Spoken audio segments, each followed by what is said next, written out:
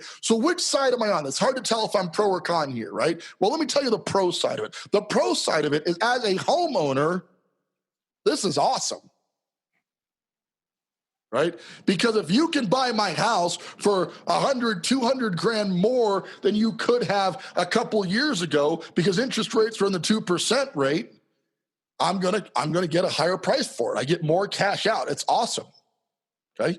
As an investor, I'm super happy because it means I can sell. We were selling a house in Pikes Peak Park, southeast part of Colorado Springs, Colorado, which when I was growing up was considered a less than desirable neighborhood. Okay. It's not so bad now, to be honest with you. A lot of gentrification in the area. It's come quite a ways. But today, a house in that area, which probably would have sold for 80, 90 grand in the '08 era when I got started, now is selling for $300,000.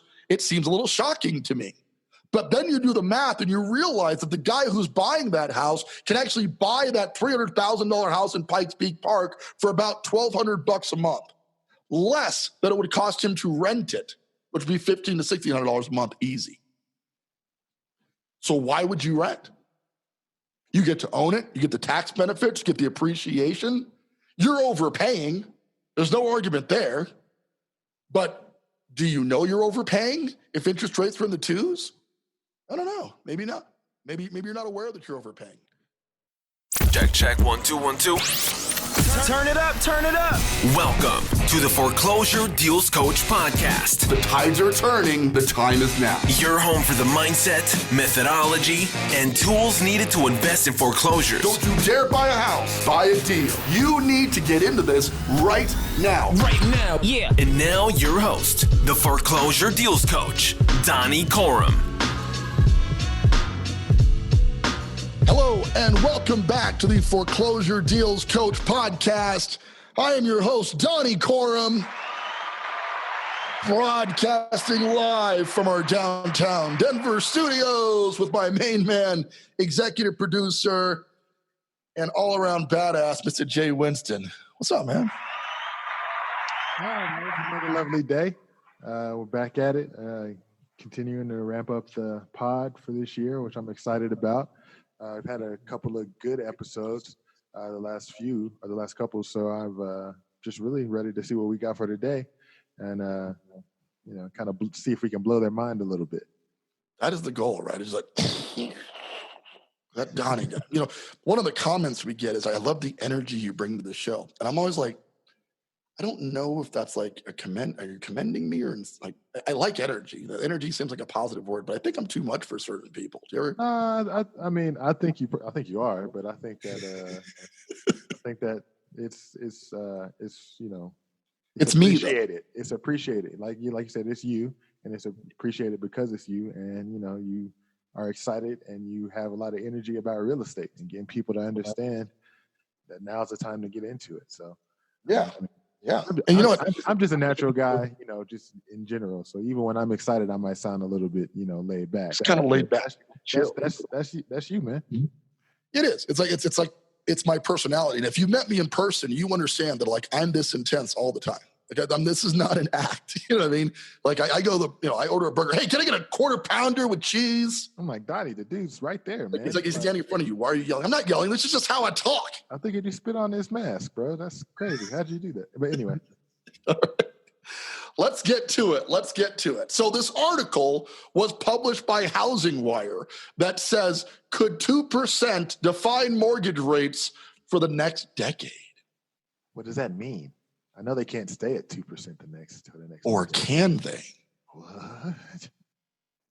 All right, let's do some math real quick, okay? The average price of a home in Colorado Springs, Colorado, where we do the majority of our fix and flips, okay, it's about $400,000. So we're going to start there, right? Now, let's go back in time, if you will. And if you're not super good on math, that's okay. I'm gonna walk you through this to the best of my abilities, okay?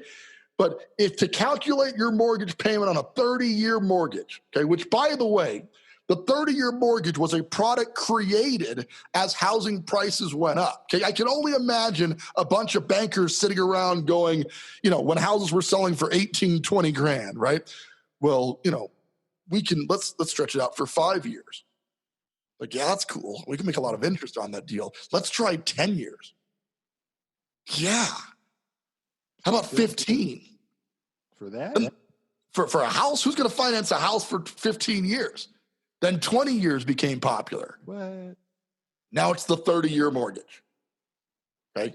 So why did they do that? Because if you take a very large priced item, which at the time was maybe 25, 30 grand for a home and is now 300 to 400 grand, and you divide it up into so many different pieces by dividing it over 360 payments, it becomes a lot more palatable, right?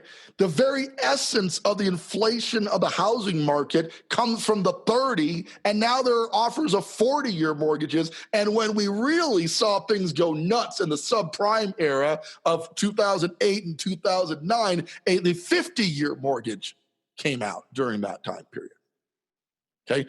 We kind of wised up, went back to the 30-year mortgage, but now mortgage rates are at 2%. So let's use that $400,000 house for a little bit, okay? If you're doing the math on $400,000, you have to divide your payment, they call it PITI, principal, interest, taxes, and insurance, PITI. Okay, the smallest yet most important part of this is the principal pay down. So if we take that $400,000 house and we divide it over just principal, 360 payments, okay, your payment is $1,111. Oh, okay. A little more affordable, right? Especially when people are used to paying rent. You know, $1,500, $1,600 a month, $1,100 a month ain't so bad, especially for 400 grand. Yeah, I'll buy a house like that. Pretty reasonable, right? Yeah. Let's keep going though, because the banks aren't going to give you 400 grand because you're a nice dude, right? I mean, they might. I just don't think you're that nice of a dude. Okay. So let's say your mortgage interest rate was 8%. Okay. Which it was back in the 80s. Okay. At 8% on $400,000, the interest you were making on that payment, on that $400,000 note, was $32,000 a year or $2,666 a month, plus the principal pay down. Wait. Because otherwise you're going to pay that forever, right?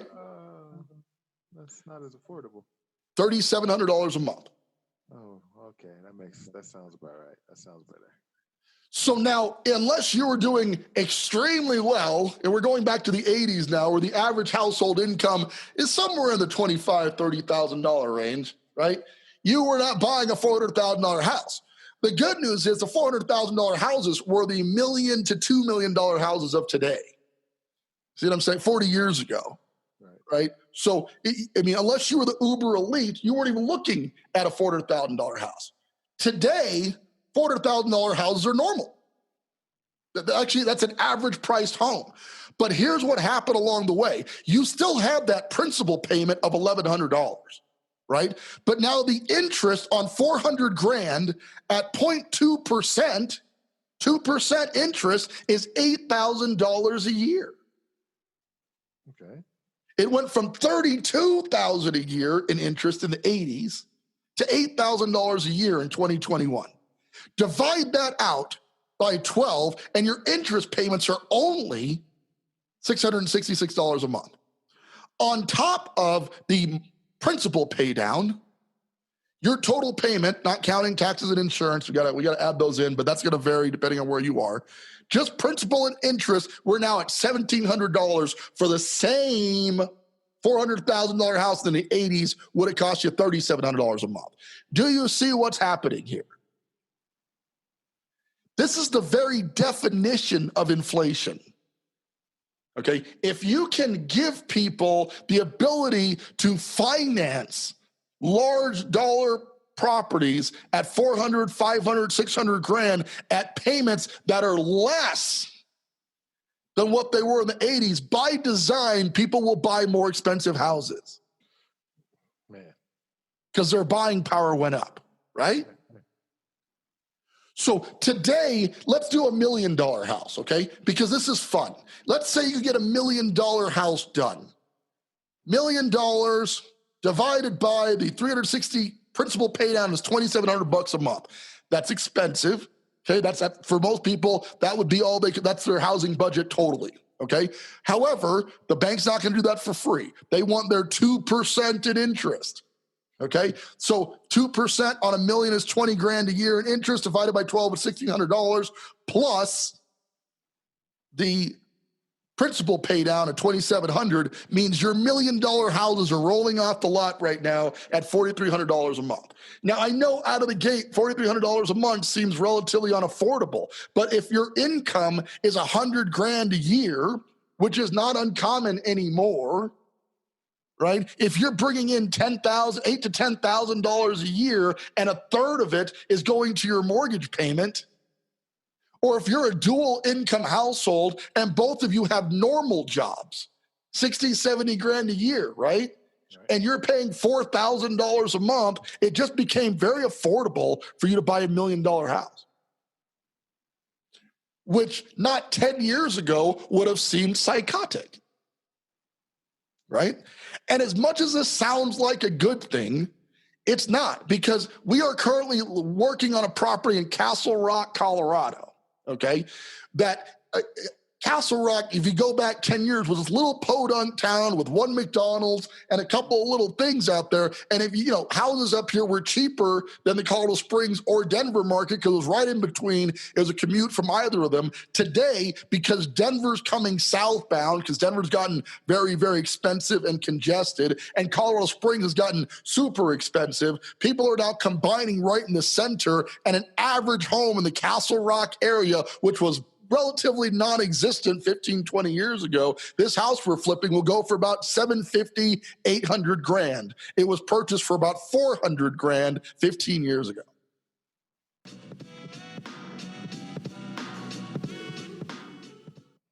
Hi, this is Donnie Corum, your foreclosure deals coach. It's important to have good credit when you're buying a foreclosure. A lot of people think you can come in with bad credit, but the fact of the matter is you need pretty stable credit scores to buy a foreclosure deal. So how do you find out how to increase your credit? Well, there's tons of credit repair agencies out there and multiple formulas. But one thing we found that works is reporting your monthly rental payments to the credit bureau. We partnered with rentreporters.com, the leading provider of adding your payment history direct from your landlord onto your credit bureau scores, and it helping people to boost their scores up to 40 points in as little as 30 days. So to get started, I want you to head on out to www.foreclosuredealscoach.com. Now that's a messenger bot, and you're going to use the keyword rent to get more information about Rent Reporters and how you can boost your credit score by getting your rental reported to the credit bureaus. Once again, Donnie Corum, your foreclosure deals coach. Check it out. Okay, so what this equates to, because buying power has gone up so high right now, is that homeowners now have a lot more buying power than they did. Seemed like it would be a good thing, but what it's doing is it's allowing sellers to sell at historically high rates right now, which is why in a previous episode we talked about $1 trillion being pumped into equity. That was largely caused by excruciatingly low interest rates. Okay, so which side am I on? It's hard to tell if I'm pro or con here, right? Well, let me tell you the pro side of it. The pro side of it is, as a homeowner, this is awesome. Right? Because if you can buy my house for 100, 200 grand more than you could have a couple years ago, because interest rates are in the 2% rate, I'm gonna get a higher price for it. I get more cash out. It's awesome. Okay. As an investor, I'm super happy, because it means I can sell. We were selling a house in Pikes Peak Park, southeast part of Colorado Springs, Colorado, which when I was growing up was considered a less than desirable neighborhood, okay? It's not so bad now, to be honest with you. A lot of gentrification in the area. It's come quite a ways. But today, a house in that area, which probably would have sold for 80, 90 grand in the 08 era when I got started, now is selling for $300,000. It seems a little shocking to me.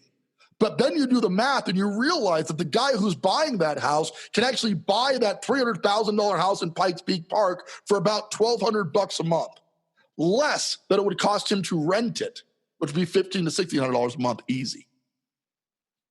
So why would you rent? You get to own it. You get the tax benefits, you get the appreciation. You're overpaying. There's no argument there. But do you know you're overpaying if interest rates are in the twos? I don't know. Maybe not. Maybe you're not aware that you're overpaying. So as an investor, I'm super excited. You know where this scares me? Do you know where it starts to worry me? What happens when the banks decide to start charging more for interest rates? Can 2% be the determinant of real estate over the next decade? The only thing that I think is going to happen is at some point, the Fed pulls all the float out of the market. Today, we are printing money.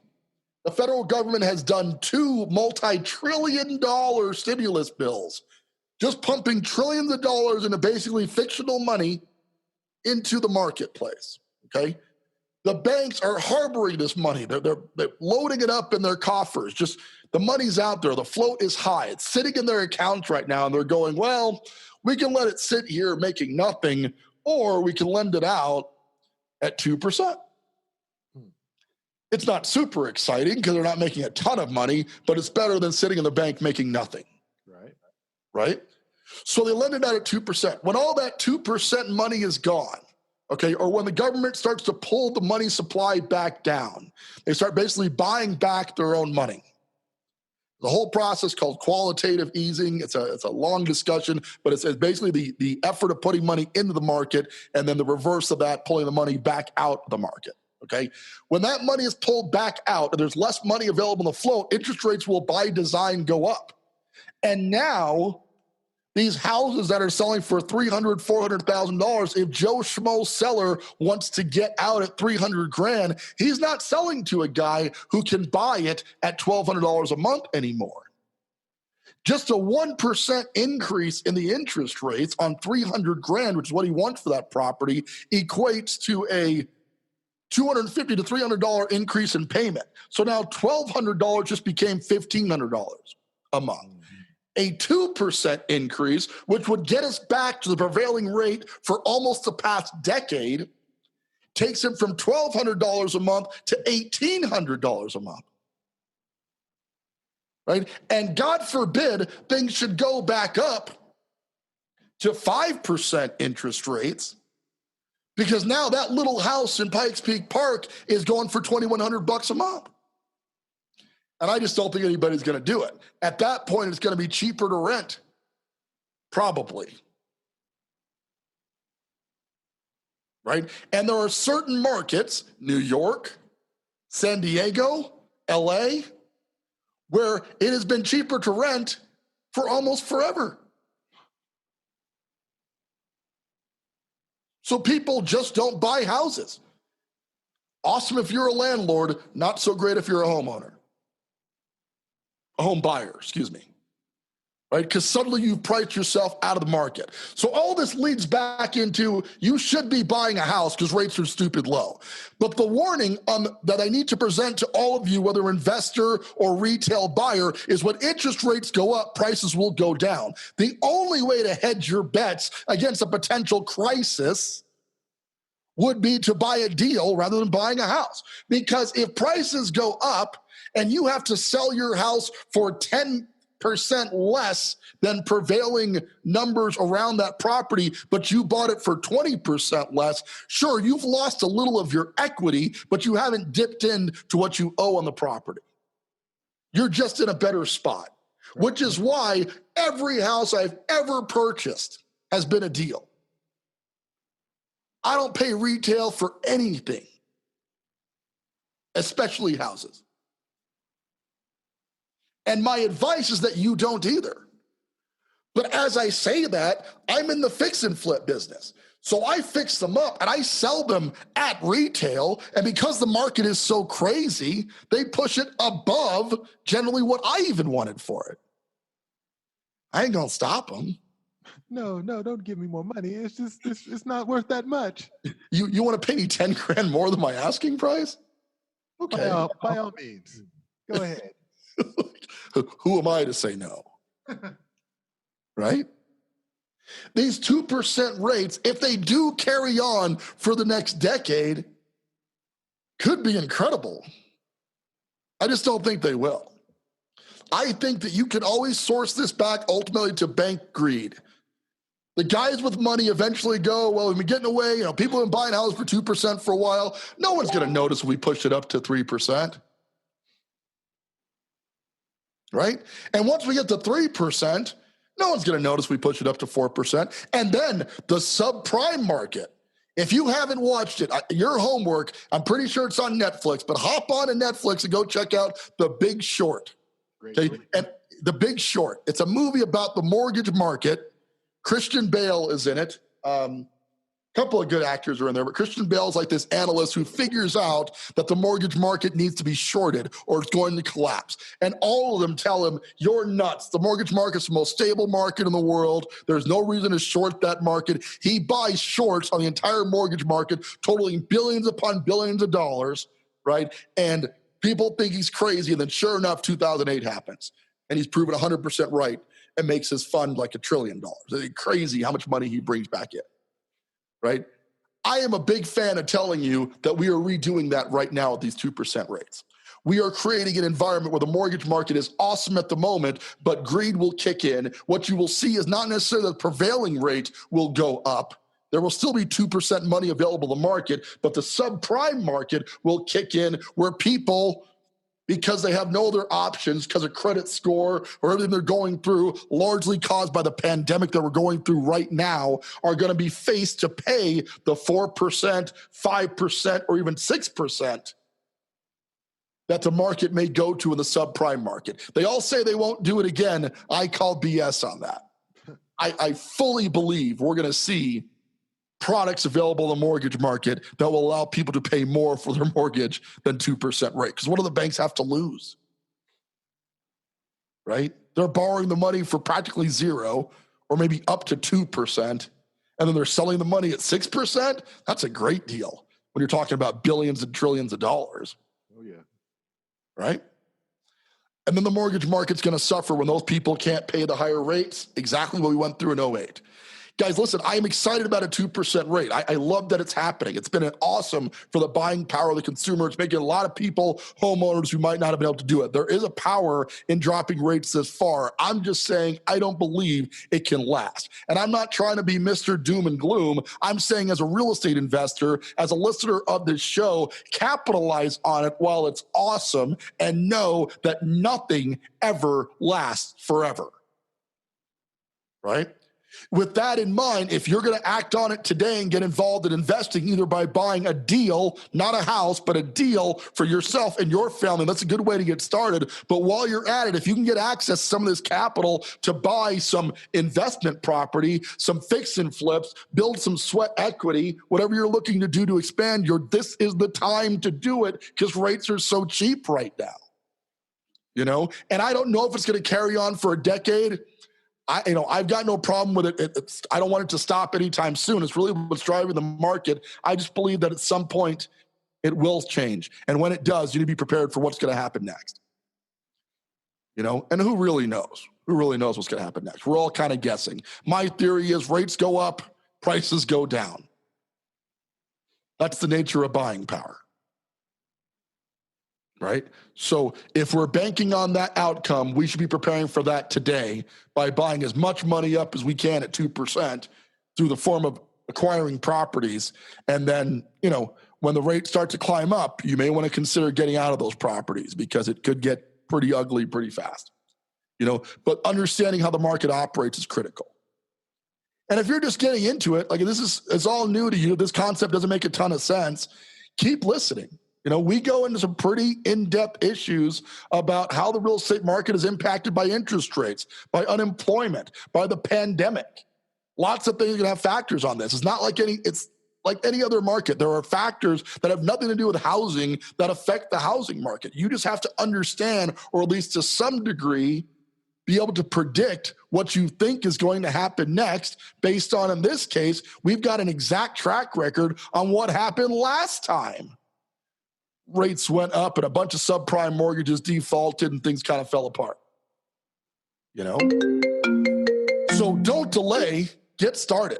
We're going to leave it at that for today. Check out this article on the 2% rates. Like their theory that it's going to keep going for the next decade is fascinating to me. And maybe they're right. You know, the government keeps printing money. It could be the case. But take a look. Love to hear your thoughts on that. Do you think rates can sustain at 2% for the next decade? Because if they can, hold on to your hats, ladies and gentlemen. It's going to be a hell of a ride. And I'm excited to have you guys along with me on it. With that, this is Donnie Corum, your foreclosure deals coach, reminding you once again and always, don't buy a house, buy a deal.